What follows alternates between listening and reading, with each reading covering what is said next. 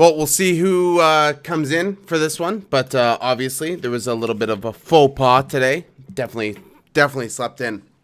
Felt like I didn't want to make my own coffee, so here we are. So we're a little bit late. We're 11:39, so crypto and coffee at 11:39, not 11. Sorry about that. For anyone that does come in, welcome. For anyone that's watching this afterwards, I apologize for not hitting our time. Obviously, Bitcoin is doing pretty well right now at 61,313, down from our all-time high, but we're not that far down. We found some support here, kind of like on a green candle. We'll see if this holds, whether or not we go down a little bit further. Let me just shut off my volume here. So we could go down like further, like that's always a possibility. But at this point, we can be pretty bullish about where Bitcoin's going to go. I'm not terribly concerned that even if we go down, we're going to go down far. I don't think it's going to be to a point where we all get concerned or go into like a mini bear market. But obviously there's the fears because of what just happened over the last couple of months, you know, where we're going to go down, yada, yada. But I don't think that's happening. At this point, we are pretty much in all gas, no brakes mode. We definitely have Ethereum sitting at 4,000, going back up to its all-time high again. So Ethereum did hit its all-time high, I believe. Yes. So like just barely hit its all-time high. So Ethereum was able to pump and get up there. We have Cardano that is still winding up, doing this winding up motion. We can see that here. How the chart is getting gradually less and less volatile. Less moves to the upside, less moves to the downside, really just consolidating into one area, which definitely indicates that we are going to break out for Cardano. Whether or not that's going to be to the upside or to the downside, still yet to be seen, but my money is on the upside. So obviously, if you look at this pennant formation right here, so you can't really determine because it's not leaning to one way or the other. You can't really determine exactly where it's going to go. So again, it could go upside or downside at this point. But like I said, Cardano is one of the products or the projects that I'm most bullish on compared to maybe the other projects, especially in terms of smart contracts and how stable and long-term, the long-term life of Cardano. So it's going to be a huge player in the space. So right now, I'm not too concerned. I wouldn't say, it's hard to say that Cardano is a buying opportunity. It's always hard to say that Cardano is a buying opportunity. But I've said numerous times that we weren't going to see a Cardano maybe below $2 for quite a while. And that will probably live true. Next up for Cardano is most likely going up to a $4 ADA, somewhere in and around that area. Usually when we make jumps like that, that's pretty on par with the jump that we can make. We can see that here. We can see that obviously with the jump here, and then obviously we had this massive jump here. So there's a lot to be said about where Cardano is going to go. Obviously, Cardano hasn't done anything for weeks, and that's frustrating for some people. And I remember when like I first started YouTube, talking about Cardano would pump up. Everyone was super excited about Cardano, and it just stayed level for weeks and weeks and weeks. And everyone's like, what's ADA doing? Why did I buy this token? And then it went up, and this is just how Cardano goes. It goes up massively, comes down to a pretty reasonable level, and then holds support for as long as it possibly can until it's ready to make another leg up. We have a lot of things coming for Cardano, like Alonzo. Well, Alonzo's out, but like smart contract dApps that are coming out. We have Sunday Swap coming relatively soon. I'll actually pull that up so we can take a look at where they are in the project, because we're coming along in terms of Sunday Swap, which is exciting. So let me just pull this up here. Sunday. There we go.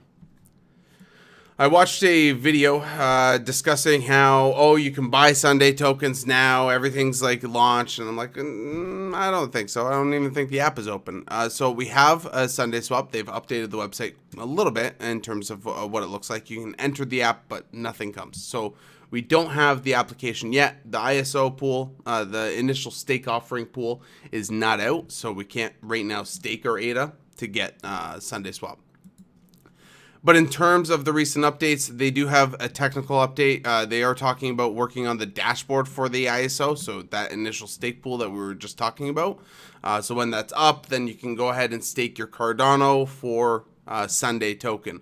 I'll most likely be doing this with some of my Cardano, not all of my Cardano. The rest of my Cardano I'll keep in the ITC stake pool.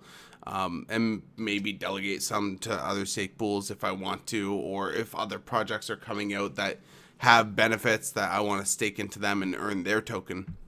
But obviously I'm bullish on Cardano, where Cardano is going to go, so I don't want to stake all of my ADA and guess Sunday. I want a little bit of Cardano still coming in.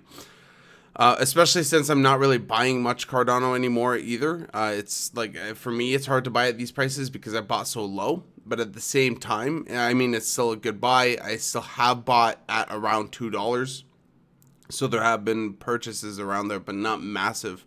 So I guess at this point it is what it is. But I like having some interest of ADA coming on in. So they're working on things for Sunday, so I guess just be patient at this point. That update was only on the 17th, so roughly 8 days ago. But we're definitely getting there in terms of everything else. Remember, smart contracts are just now live. Chainlink did partner up with Cardano to help work on the DeFi and dApp infrastructure. So there's a lot going on. So seeing it at $1.15, I mean, I'm happy with the price because I think this is a fair price for Cardano right now. But I definitely see Cardano going up higher because of all the enhancements to the blockchain and everything else. So I absolutely see where it can go.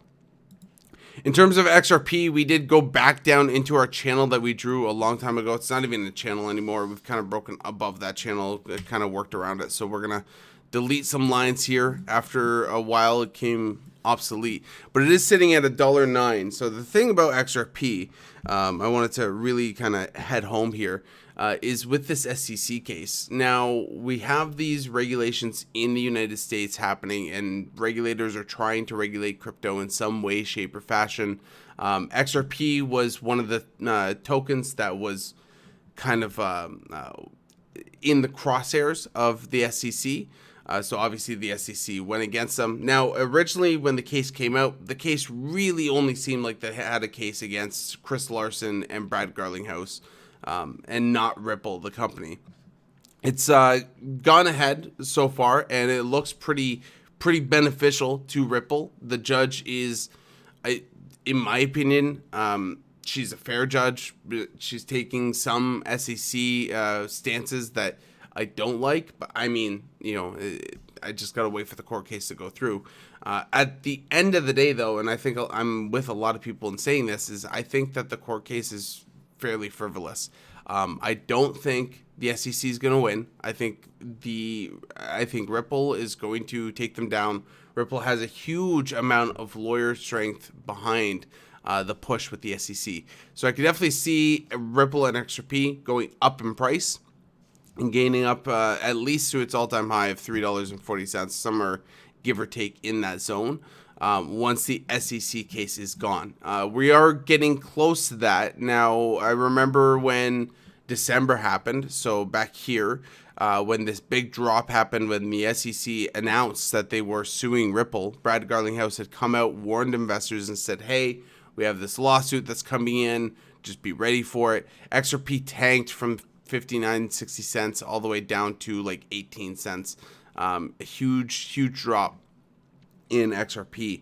I held through all that stupidly, I know, because I knew about the news. I could have done something about it, but I held, and it turned out okay. It didn't turn out as good as, say, other cryptocurrencies could have. So if my money was in something else, might have done a little bit better. But I'm not the type to trade my holding pegs. I usually just buy a position. I'm happy with that position, and I hold for the long term. So at this point, I'm pretty confident of where XRP is going to go. The Federal Reserve just approved a payment type that only XRP, in terms of cryptocurrencies, are able to facilitate in regulatory compliance. So they actually have approval by regulators to complete this transaction type that the Federal Reserve is now saying is their transaction type. I personally feel like the writing's on the wall here. I really do. I feel like a lot of people are overseeing what XRP is to regulators. And sure, there's the whole banker coin mentality. Everyone's like, oh, XRP is a banker coin or whatever. And yeah, you could think that, but XRP, in my opinion, is the token to onboard the legacy financial system, which, if that's the case, if we are going that route, then at that point, XRP is fundamentally something different, something to onboard stock exchanges, something to onboard the current banking, shadow lending market, whatever they want to onboard. It would be facilitated through XRP. So I definitely see XRP as that bridge to bring over legacy finance over into cryptocurrency. So that's where I see it. That's, I think, where some regulators see it, and I think that's where Ripple sees it. So that's why I'm so heavily invested in XRP. I think 38% of my portfolio is actively XRP right now. Again, Ethereum going back up to its all-time high. We can expect Ethereum to go back up to that point. Now, we talked about where Ethereum can go. I know I kind of gave loose prices between 10,000 and 20,000. I mean, like, that's very valid, because I've done a video that discussed how Ethereum could potentially go to 40,000, between 40,000 and 20,000. And that's also possible. But I would probably say going down to the more conservative level between 10,000 and 20,000 is most likely our target. Most likely it'll land somewhere in the 13,000 range for Ethereum by the end of the cycle. Maybe that's a little bit bearish compared to some people. I think that's fairly bullish. But I think Ethereum in short order would make that happen. We see how much health is happening in DeFi in general. Ethereum obviously has the big stronghold on a lot of DeFi dApps. I think they have the Bored Ape stuff with NFTs and a huge NFT market with OpenSea. But we do see some of those, the NFT markets and the NFT pushes, moving to other cryptocurrencies. So for example, we have Solana. Now again, I think there's room in the space for a lot of cryptocurrencies, being Cardano, Polkadot, we've talked about a ton in terms of smart contracts. Solana is doing something fundamentally really interesting in terms of the NFT market, breaking away from Ethereum, which is a big deal because of the fee structure. And I find most dApps for Solana are running pretty well. If you go onto Radium, it's very responsive. When you make a swap, it's within seconds. When you add liquidity, it's super quick. So Polygon Matic, I've talked about Matic a lot on the show. I'm a huge bull on Polygon Matic. Got into it a while ago.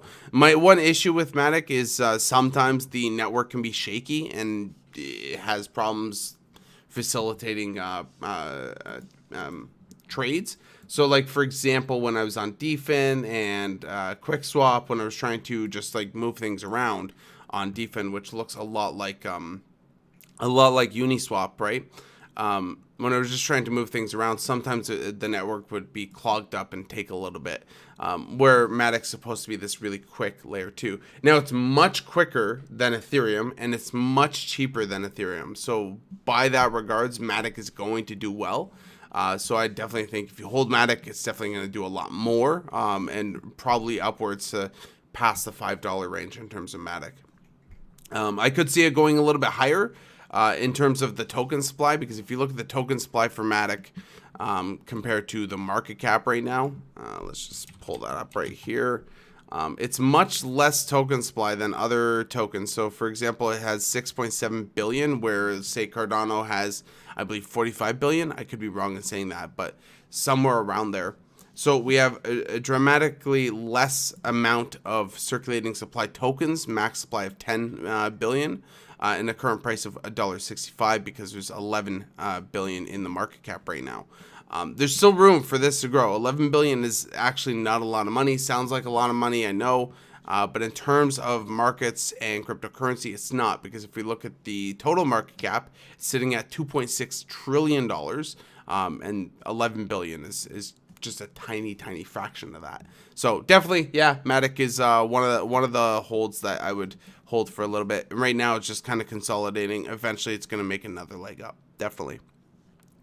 Solana. So back to Solana. And again, if you guys were buying Solana down into the 130 to 140 range that I was picking it up at, right now we are all up a decent amount on our investment. And right now I have all of my Solana being on Radium 50/50, providing liquidity. So, and then also there's PSwap. I mean, if you're looking for DEXs and a substrate code base like Polkadot, for example, PSwap I'm pretty bullish on in terms of an automated market maker. So Polkadot sitting at $43.91, definitely up back from this giant valley.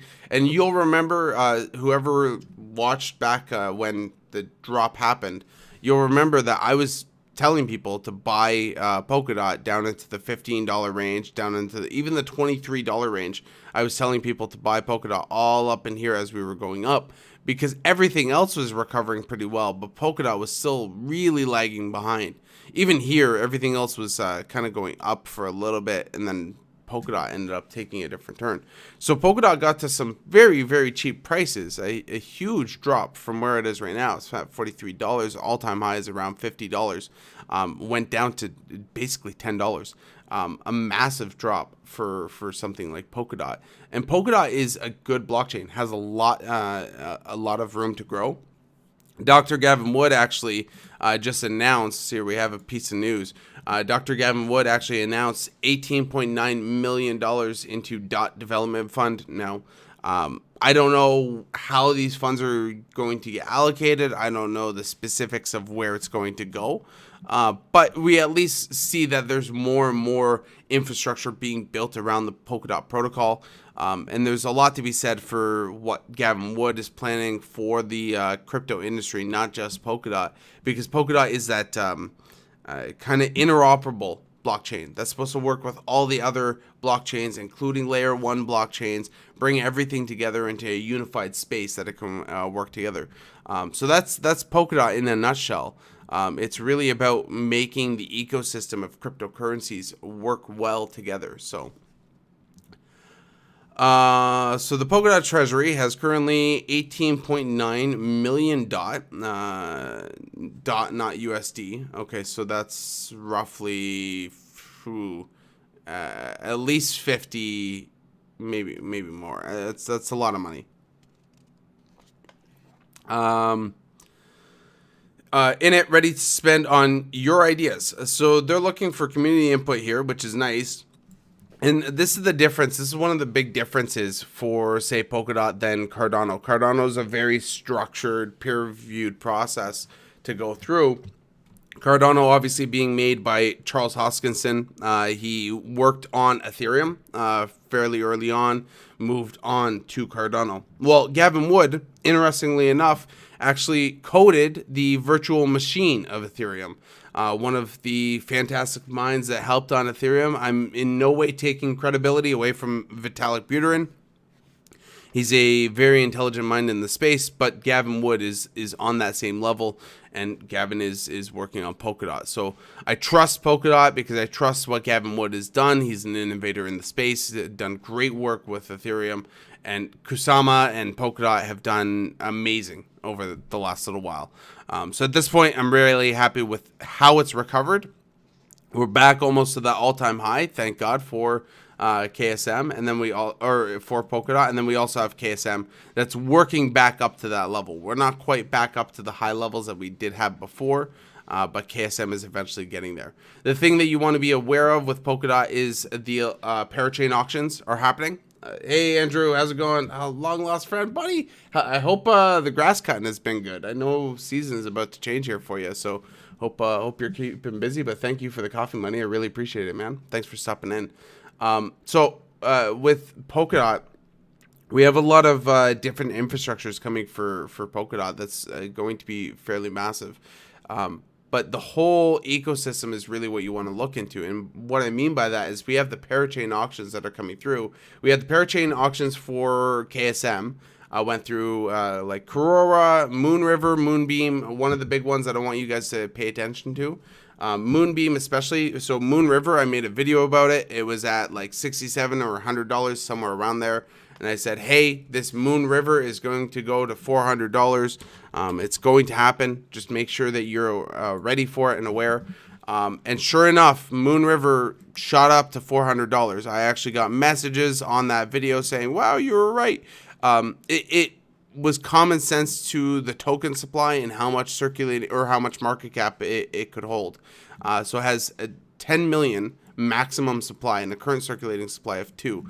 So this is Moon River that just went out. They had their parachain auctions on the KSM network. Next is Glimmer. So let me just pull that up here for you.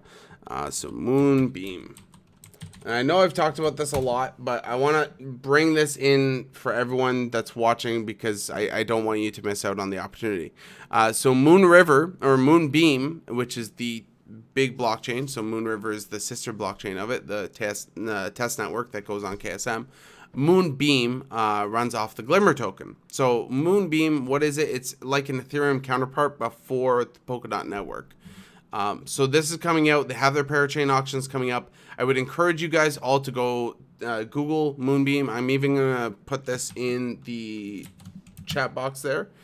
You can go there. You can click at the top here, this purple bar that says Moonbeam crowd loan pre-registration is open. Make sure that it's within your country. Unfortunately, it's not within my country. I might sneak in with a VPN. We'll see what happens. But if it is available in your country, definitely get involved with Moonbeam and be ready to stake your Polkadot to earn a reward, a Glimmer token when they come in. And if not, definitely look at picking some up when the token is launched. Because at that point, the token will make similar moves to Moon River, probably going again from it went from $90, $100 approximately, all the way up to $400. So almost a 4x, a little bit more than a 4x move from the bottom. So definitely keep that in mind because it's going to move just like how Moon River did. And the ecosystem around Polkadot is going to be massive. So we have that. We have Kylan that you guys should be paying attention to. So Kylan is obviously the Chainlink kind of equivalent. It's that Oracle for substrate codebase for Polkadot. So we have Kylan, and then there's Akala, I believe. I don't know what Akala's token is. Let me just pull up the website here. Akala. So Akala is more DeFi. We had Korora go up for, and we'll take a look here. We had Korora go up for KSM. So if you go to the Korora app, you can actively see what Korora looks like. So again, a lot of these have sister blockchains, right? Going on to KSM first, and then coming over here. So there we go. No, I don't want to do that. So we have Korora. People can go ahead and provide either CAR, which is the Korora native token, KUSD, which is the stable coin, KSM or LKSM, to get a liquidity to earn a balance, right? So this is going to happen with Akala as well. So Akala is going to be something that is on the parachain auction. Sorry, trying to think of what I'm trying to say. So this is going to be on the parachain auction as well. So if you were someone that was a bull on Korora or really liked Korora, here's Akala. Akala is coming. So just be aware of this as you're looking at, say, Polkadot tokens. So far you have Glimmer, Moonbeam, you have Kylan to watch out for, and then Akala to watch out for. So you have these 3 blockchains to watch out for. There's a lot more. If you want to get involved in some of that, you got to go and check out what's on the parachain auctions. But if there's more projects that you're more bullish on or interested in, I highly encourage that you take a look at them because there's a lot of gems throughout all that. Now, of course, there's going to be a lot of garbage and a lot of shit that comes through it. Same thing with Cardano. There's going to be a lot of crap tokens that come out with dApps. You just got to weed through all the crap and find out what is going to have value in the next couple of years. So definitely just keep that in mind. But there's a lot of health in the crypto market right now in terms of a lot of altcoins. It seems altcoins are pumping up a little bit more considering Bitcoin has kind of had its time to, okay, we pumped. Now we're kind of pulling back for a little bit, finding some new ground. And then altcoins are giving a little bit more opportunity to kind of make a move up. Now, are we going to get some breakouts? still yet to be seen. We could definitely see some breakouts in terms of, say, the bigger cap coins like Cardano, like XRP. But I think most likely what we'll see is probably like smaller cap coins, maybe like VeChain, kind of go for higher pumps, stuff like that. We might see. Speaking of VeChain, VeChain is like an incredible blockchain. I don't know how it's not a higher price in terms of where it is right now. Like it's just sitting at 13 cents. Now, I remember buying it at around a cent, maybe a little bit more. So, I mean, like it's gone up a lot, but it is a supply chain blockchain. I put it on the same level as, say, Amazon Web Services in terms of what companies are going to need. And what I mean by that is every company that runs anything online needs AWS, needs Amazon Web Services. The reason being is because they have just this incredible server infrastructure that outmatches personally running a server for a company. So it's not worth it to run a personal server unless there's security issues that you need to run a server for. With VeChain, I put it on the same level, but on a totally different industry in terms of supply chains. It has this amazing supply chain infrastructure tracking tool. You can verify whether an item is completely authentic in terms of, say, if it's like a Gucci bag or real Nikes or real Yeezy shoes, or down to even like identifying when a cow has been administered antibiotics, or what has happened to this pig during its life, or is this salmon factory farmed, or is it fresh caught, and actually verifying that with blockchain data. How it works is a product will start on its supply chain, wherever it is to be built. That product starts. Anytime that product is scanned in its progress, it's uploaded into the blockchain data, which is how that works. And it collects all this information from thousands of different nodes. So if you just think about people working on production lines, making items or whatever it is, and that gets scanned as it goes through, or even a tag on an animal that gets scanned every like vet checkup or every administration of a chemical or something. Those things are pretty valuable for a consumer to understand. Hey, okay, you know what? I don't want heavy antibiotics in my chicken.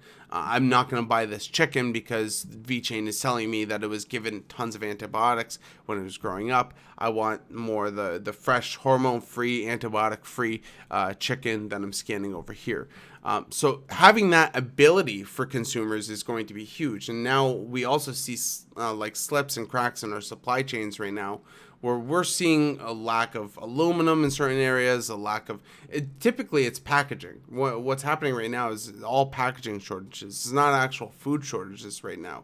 So if you don't see something in the grocery store, usually it's because they don't have the packaging to make it. You guys would have seen if you were on the podcast or the live stream a couple weeks ago. We had Nancy Danter from Tim and Nancy Danter channel. They do crypto Crypto Night in Canada. But she was on talking about how the plastic tubs, was actually in a shortage, and a bunch of other things too. There's a bunch of weaknesses in our supply chain. And I definitely see VeChain as something to help us optimize and work out that supply chain and make it better over time. So I'm hugely bullish on where VeChain is going to go. And also VeChain has a gaming token. I don't know much about that. But there's a lot around VeChain that I'd be aware of. VeChain for me is definitely a long-term hold. I hold mine in BitTrue, and I just collect an interest on VeChain. So that's that for VeChain. Again, I'm hugely bullish on where we're going to go in terms of that. Let's see here. So on top of that, Australian senators are pushing for the country to become the next crypto hub. What does this mean? So we have a lot of cryptocurrency hubs already in terms of maybe Singapore being one big one. El Salvador is definitely trying to be one. It's funny now, actually, because after we had a bunch of protests happening with El Salvador talking about Bitcoin. A lot of them were protesting the fact that we were spending so much money on Bitcoin infrastructure when people are hungry. Why are we allocating the money here? And the president had kept buying Bitcoin throughout this whole time, kept buying Bitcoin through the haters, and buying at low prices, buying at around 32K, right? So he did well. He's up 100%. The country, El Salvador, is up 100% on their Bitcoin. Pretty incredible if you think about it that way. What Bitcoin could potentially do for El Salvador is still unseen. It's still unseen if it's going to be good or bad too, as well. Like, we can't really say deterministically if it is a good or bad thing, because at this point, the people still are not completely happy about it. But with Australia trying to make that move, Australia is more, in my opinion, more of that first world westernized country that's more like Western beliefs. And by Western beliefs, I mean other than like China and Russia, and even like some other Asian countries, more westernized in their belief system. And I'd probably say that is what gives me some type of enthusiasm here, that Australia, being more westernized than most countries around it, Australia could really kick off something pretty big for cryptocurrency and Bitcoin. So those people, so they are no coiners. That's completely right, because the whole thing about it is it was all people that, just regular people that didn't understand Bitcoin, that were protesting in the streets. It was a pretty heavy protest, and I could kind of see their plight from where they were coming to, because they didn't have that in mind that, hey, Bitcoin is going to go up. Like, mathematically at this point, it kind of has to. And Bitcoin was at such low prices. Like, you remember, it was down to like 30K. So for that, it's hard. It's really hard to buy at that price. And all those no coiners were just like, oh, protesting Bitcoin. But clearly, obviously, Bitcoin came out and won in the end. I'm interested to see what happens with El Salvador and El Salvador's finances in the next 10, 15 years. Because after this cycle, I know it's going to be huge. Like, if we talk about after this cycle, I mean, Bitcoin could end as high as 150K and as low as 70, 80K. I definitely think more on the high end, possibly 150. But after that happens, and then we go through a mini crash and come back down to around 50K levels, give or take, El Salvador is still going to be in profit. And then they have the whole bear market to kind of accumulate if we do go through a long drawn out bear market like that. But what is that going to do to, say, the financial infrastructure for El Salvador? I think it's going to be crazy. I find it funny that a lot of Bitcoiners are going down and buying El Salvador property. I don't suspect that, and I'm assuming that's Len. I don't suspect that you're going down and buying property in El Salvador. I mean, like, hey, I thought about it. Like, I'm not gonna lie. I'm no maximalist, but at the same time, I'm very bullish on where Bitcoin's going to go. And I'm like, hey, well, maybe that country in the next 10, 15 years won't be completely in a state of disarray, because I mean, there's a lot of crime, there's a lot of gang violence, there's a lot of stuff that happens in El Salvador that's unsavory. But at the same time, if it is built into this South American crypto hub, it could actually prosper pretty well. So all of this is going to be very bullish for the country itself. That's why, like, Australia too is going to be bullish, and that's why you look at things like China being, in my opinion, enemy number one in terms of the Western world. It's really focused on attacking our economies and the structures of other governments right now. And they're banning Bitcoin. They're banning that, but they're going more like a closed loop system in terms of the blockchain. They're going to a totally non-decentralized area with the digital yuan. They still want the opportunities of blockchain. They just don't want the freedom that Bitcoin allows. The autonomy for their people. They want to be able to track everything and be able to know everyone's wallet and where everything is and where everyone is and what they're spending their money on. So in my opinion, I see the CCP as a big George Orwellian kind of a state at this point, really looking at surveillance state, right? So but when we see more Western countries adopting cryptocurrencies and adopting Bitcoin, we saw Singapore has been a really foundational move for cryptocurrency for a while.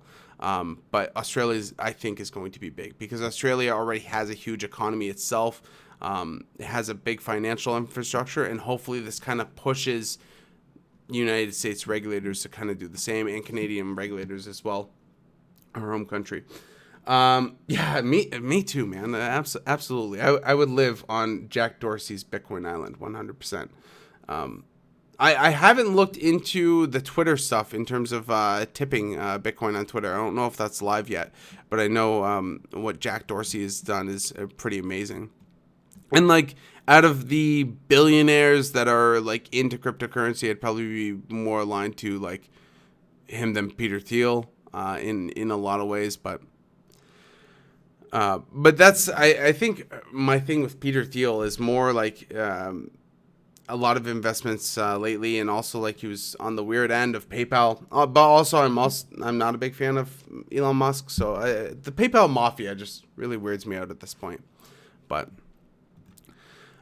so there's a lot coming with different countries, being El Salvador, being Australia, being all these different countries. So I'm just excited for when this happens for North America, when Canada and the United States start getting on board. We have grumblings of it. We have blockchain engineers being hired in governments, say Canada, for example. We did get a bunch of blockchain specialists to help start working on CBDCs. So we don't know where we're at right now. We obviously see that's the main directive from like the IMF and everything else. They're kind of pushing that in a way in terms of central bank digital currencies. The IMF also kind of, in my opinion, instigated a lot of the mass spending that's been going on, because when COVID happened originally, they said, they were like, listen, we got your back, just spend. Well, when you're spending so much in such a big deficit, you got to think for a minute, who is paying this back, right? And when you think about that, you start to realize that, oh, hey, we haven't paid any of our debts back in the last little while. And this COVID could potentially spiral us into a debt bigger than World War II. I definitely believe that where Canada and the North American countries are going are pretty dire at this point. It's live for all users worldwide, but only available for iPhone users at the moment. I see. So I'm excluded at that because I use Samsung. I mean, I buy Apple stock, but I don't buy the Apple products. It's supposed to be open for Android users following weeks and months. That's pretty bullish. That's pretty dope. So Elon will be the first Dogecoin trillionaire. I mean, probably. I'm not excited about Dogecoin. I mean, like, here's the thing about Dogecoin. The real meme about Dogecoin is it's a harder asset than the United States dollar. And the reason why I say that is because we know exactly how much Doge is being printed, but we don't know how much US dollar is being printed because we don't have M2 reports right now.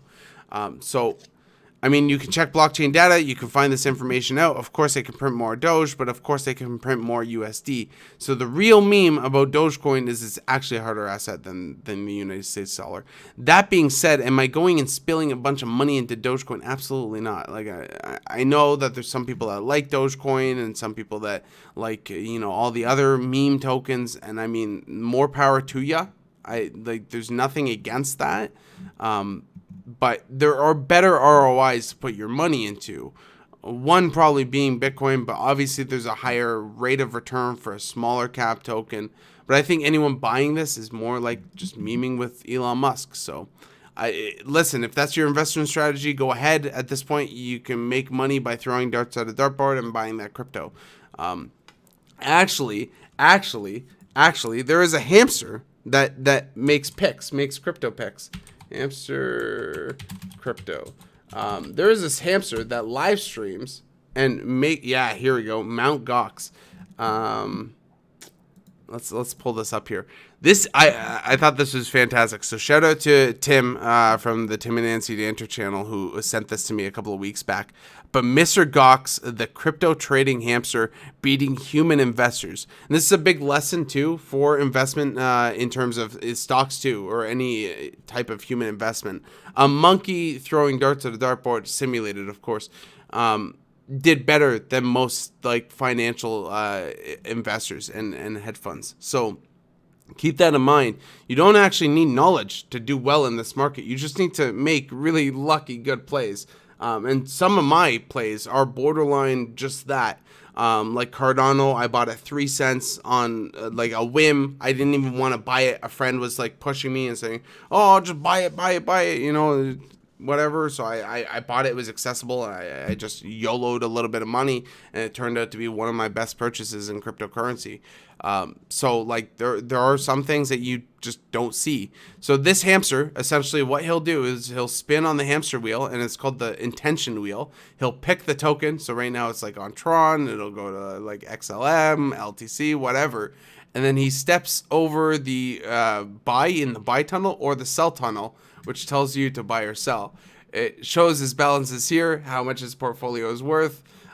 It's pretty cool. It's pretty interesting. So, you know, I don't know if he's live right now, but essentially, as soon as he steps out of his office, this live stream goes up and says, "I'm out of office right now, and I'll come back in a minute." And the second he comes back in, I believe there's a sensor somewhere in the box. The second he comes back in, the live stream lets everyone know that he's in the office working and deciding to make a pick. So I thought this was incredibly funny because of just to kind of prove that, hey, like, you don't need big, like a huge in-depth knowledge of investing or cryptocurrencies to do well in this market. The big thing right now is just to get involved and get involved with a couple of different projects. You know, maybe you're going to buy some scams, maybe you're going to lose some money, but that's very on par with a lot of investing. But if you're keeping the majority of your portfolio, things like high cap tokens, like Bitcoin, like Ethereum, like Polkadot, like Cardano, like these big cap coins with a lot of backing behind them, if you're keeping the bulk of your portfolio like that, you're generally going to trend with the rest of the crypto market. So, and that's the whole point. The whole point for your portfolio is basically to do what Bitcoin does or do it better. So you want to follow Bitcoin or do it better. I'll admit right now, my portfolio is down against the Bitcoin value. I think down a decent amount against Bitcoin. Now, obviously, I'm up on United States dollar amount, but I don't always look at my portfolio in terms of US dollars. I more like to look at my portfolio as how much Bitcoin is my portfolio worth, and I try to increase my Bitcoin because obviously the name of my game is I want to outpace Bitcoin. I want to gain more than what Bitcoin gains. And if I'm doing that, then I'm doing well. If I'm gaining under Bitcoin, I might as well just buy all Bitcoin, right? Now, obviously, there's ebbs and flows. There's times where Bitcoin goes up and altcoins go down. So you can't just make impulsive moves every week. But, you know, over time, you gradually see, okay, Bitcoin pumps, then altcoins pump, then Bitcoin pumps. You just got to make the moves there. I don't do anything like swing trading. Again, I buy and hold. I buy my positions, hold them, and I'll readjust here and there to kind of adequately bring myself more on par with Bitcoin or try to beat Bitcoin's value, which I have done. I started a lot lower. If you take a look at the starting of my crypto journey, I started a lot lower amount of Bitcoin and now have made a decent amount to the value of Bitcoin over time. Of course, right now I'm down, but I'm not down overall, if that makes sense. So there's a lot to be said about trying to follow Bitcoin, trying to match your portfolio to Bitcoin.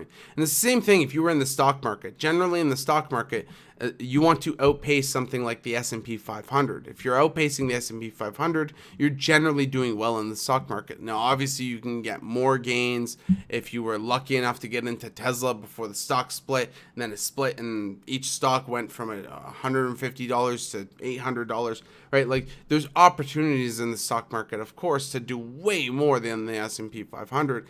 But it's a good benchmark to follow on. If you're doing less than the S&P 500, you might as well just buy S&P 500 and be done with it.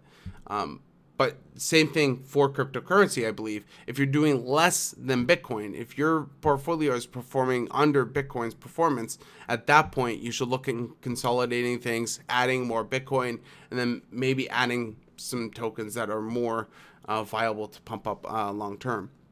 Now, that being said, that there are a lot of suppressed tokens that could pump up that are just not pumping up yet.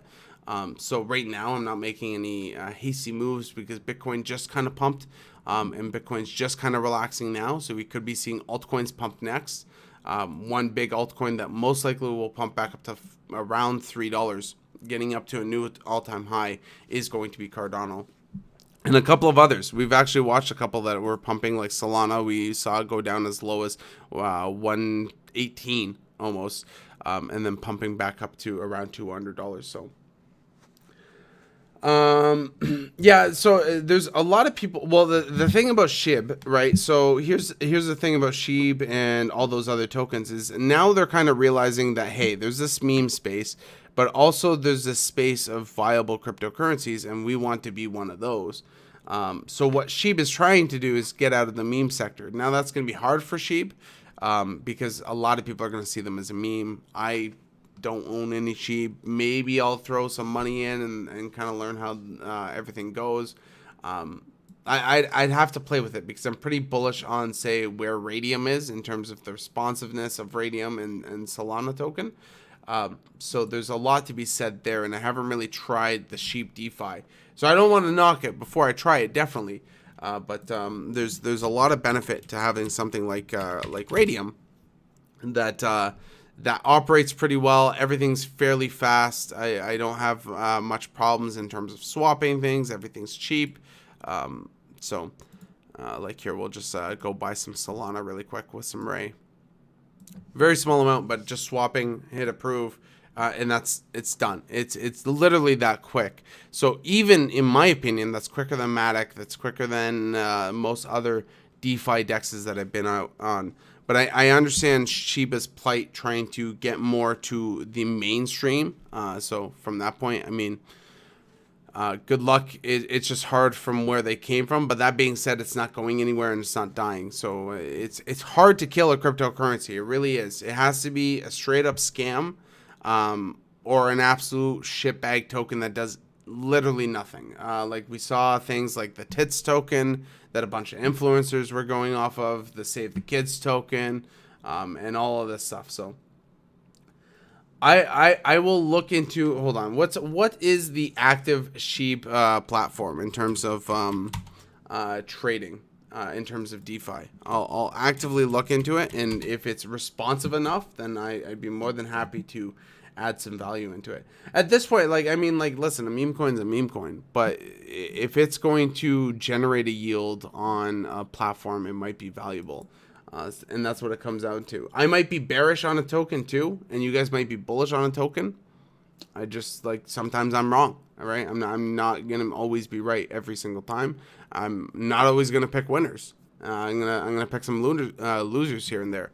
There are some portfolio moves that I've made that have been misguided and mistaken, right? So I'm gonna make mistakes just like anyone else. But I'd be interested at least to understand how good it is compared to some of the blockchains now. But I think everything is still very early days, even now, even though we have so much in the industry, even though we have so much infrastructure and so many other tokens out, we're still very early on in this process of cryptocurrency and digital finance. So still have a lot more to go in terms of where all these cryptocurrencies are going to go. So still yet to be seen, but. And obviously today was, waking up late and everything else and just having an off day.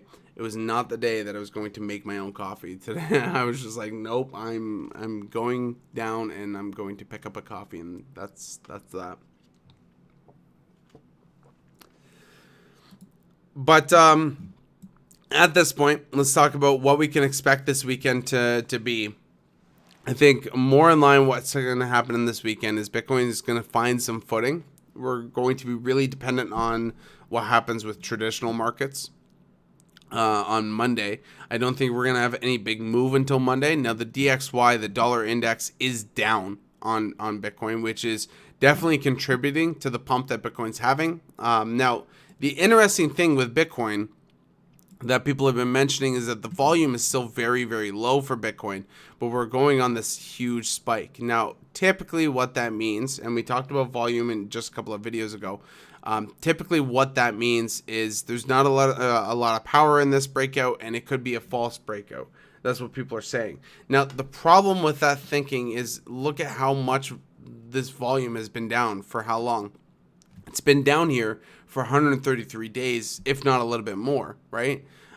Past this drop here. So 133 days of low volume isn't really telling us anything because it's just been low volume, right?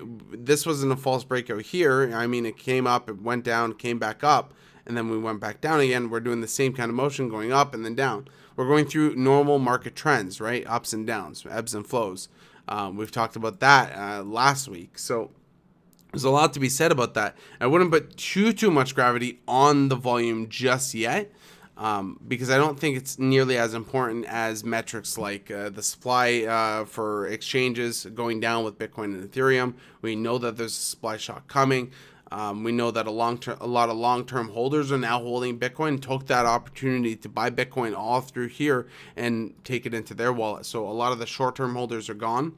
A lot of the miners are gone too. A lot of the miners sold around this area. A lot of the Chinese miners to sell all of their tokens and uproot themselves and move to another country after the China ban. They had to liquidate a lot of their cryptocurrency to fund operations and fund the move somewhere else. So a lot of tokens were sold in this area and now are just sitting in long-term wallets.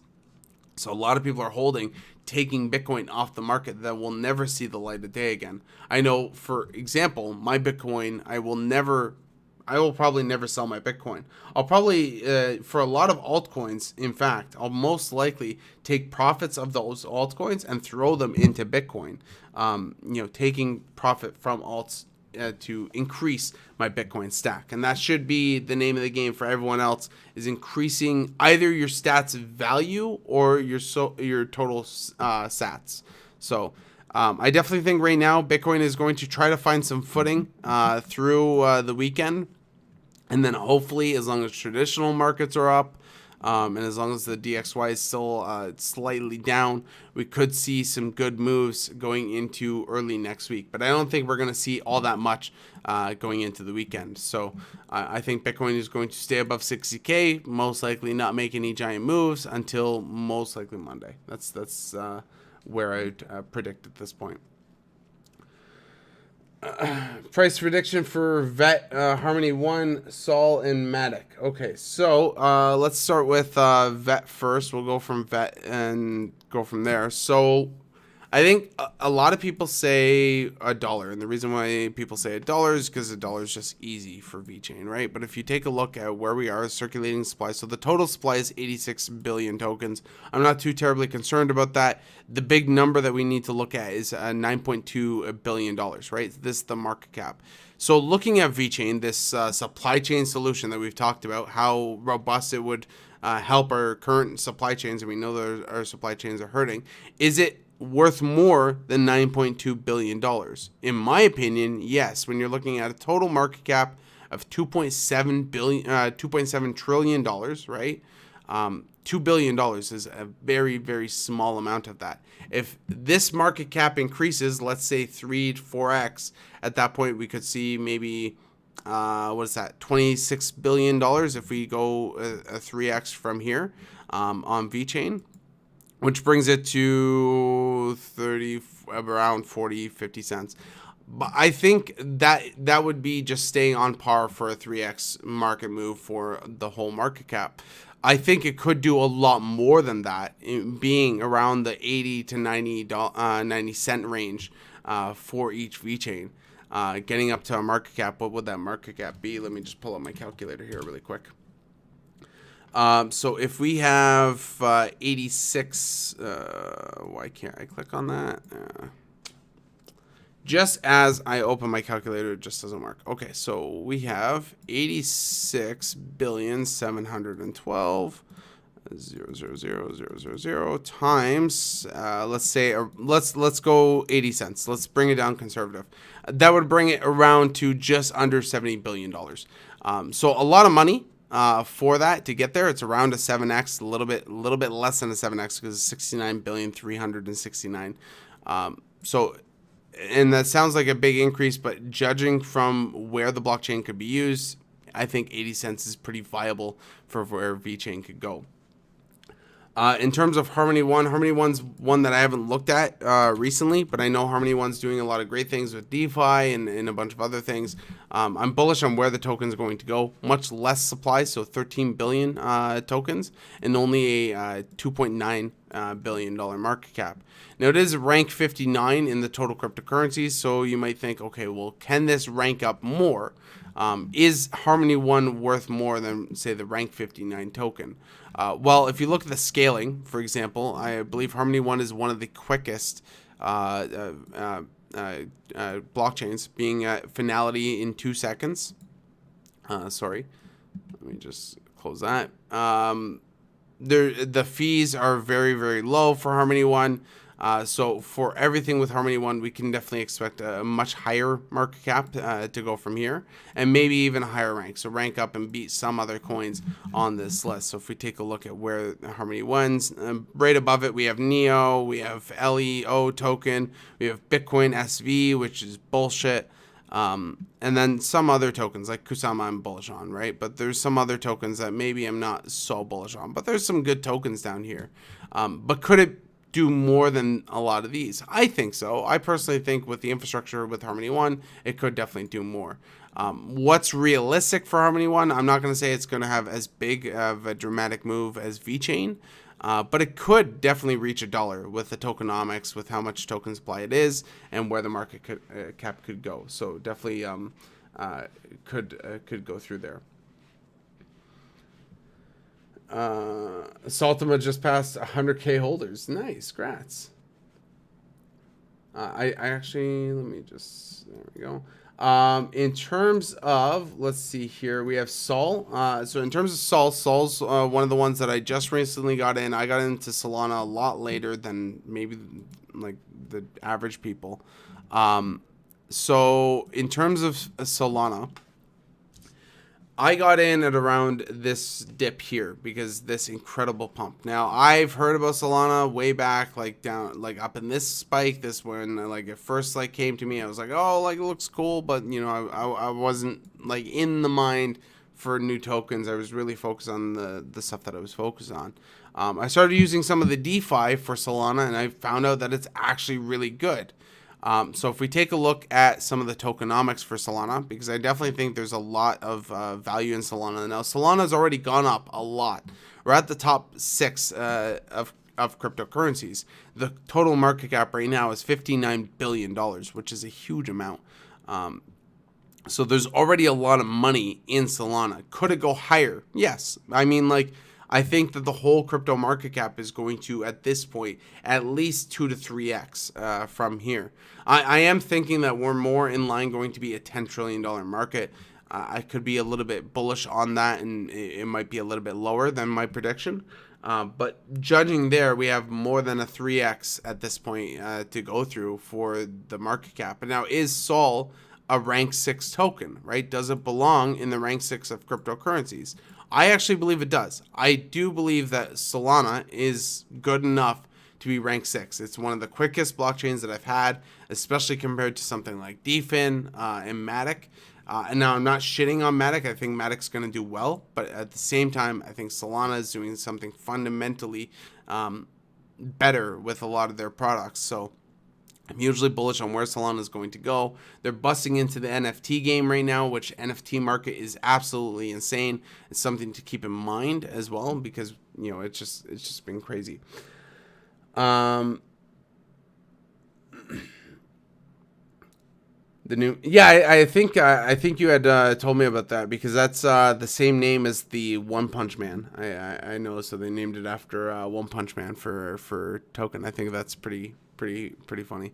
But I think at least roughly, I'd probably say moderately. I want to be conservative. So to be conservative, I'm going to say Solana could probably hit around $450 to $500. More likely to hit around $600 if we see a 3x in the market, $600 to $700, give or take. We could see something like that for Solana on the high end. But I'm going to be a little bit more conservative and say between 400 to 450. But that's just because I like to be conservative about my price targets. I don't like to overshoot everything way out to the moon. And then we have Matic. Matic as well, I think, is going to do well. I think last time I looked at Matic, I probably called for something like an $8 to $10 Matic. Let's see. Polygon Matic. So again, you're looking at your token supply. We have 10 billion token supply and 11 billion market cap. Can this market cap go higher? I definitely think it can.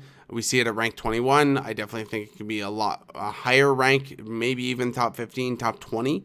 And if the market goes up, we probably see something like a $10 going up to maybe like $100 billion market cap, somewhere give or take in that area.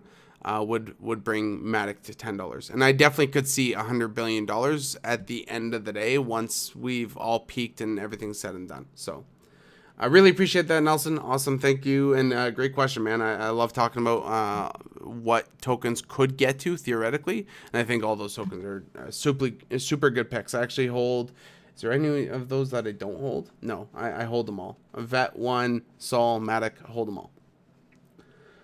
There are rumors rumbling about it. I'd be interested to know like what's happening, if there's any early entries. I mean, like, I'm always willing to take some risks and go into some products. So maybe hit me up. I don't know if you have my email or anything, but hit me up with a link of something that I should go to, because I know like some things like the main page, the Satama main page, where they have their roadmap and everything else, but where are their dApps right now? Like where can I go and trade this? Can I provide liquidity? Are there DeFi applications for it? So I don't know if you have those answers, or if I should just do some digging.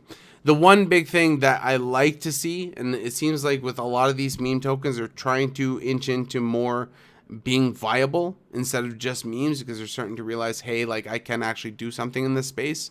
So they're actually, a lot of them aren't making their team anonymous anymore, which is bullish, right? It's good for the project to make sure that we know who we're doing business with.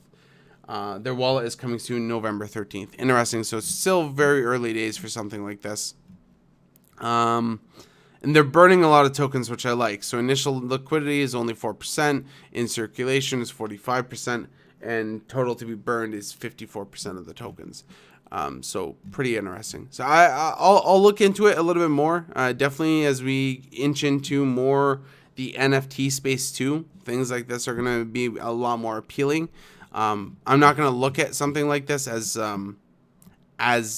sure thing as like my other tokens, but definitely will do well. Russ is always live. I'll have to look into it. Let's see, Russ.